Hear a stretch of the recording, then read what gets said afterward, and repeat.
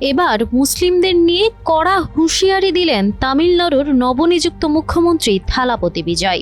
ভারত একটি হিন্দু সংখ্যাগরিষ্ঠ দেশ হওয়ায় সেখানে মুসলিমরা বেশ নিপীড়িত, সেই সাথে চলে নানা নিষেধাজ্ঞা। মসজিদ থেকে শুরু করে খাবারেও রয়েছে নানা বাধা।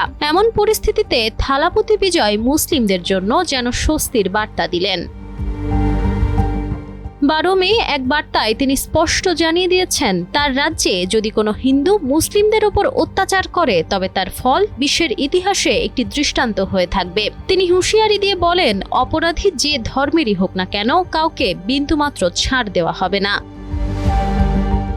শুধু তাই নয়, তিনি বলেন, এখানে মানুষে মানুষে কোনো ভেদাভেদ নেই, সকলে আমরা ভাই ভাই। মুসলমানদের প্রতি তার এমন আন্তরিকতা নজর কেড়েছে সকলের। শুধু ভারতীয় মুসলিমরাই নয়, বরং বাংলাদেশের মুসলিমরাও বিজয়ের এমন বার্তায় প্রশংসা করছেন।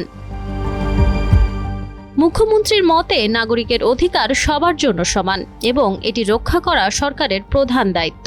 সাম্প্রদায়িক সম্প্রীতি বজায় রাখার পাশাপাশি ক্ষমতা গ্রহণের পর প্রথম বড় সিদ্ধান্ত হিসেবে তিনি রাজ্য জুড়ে 700-র বেশি মদের দোকান বন্ধের নির্দেশ জারি করেছেন।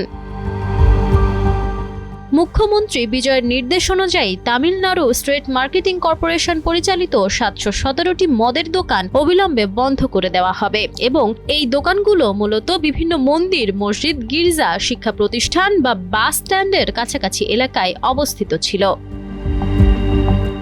Nafisa Nuwal, Times today.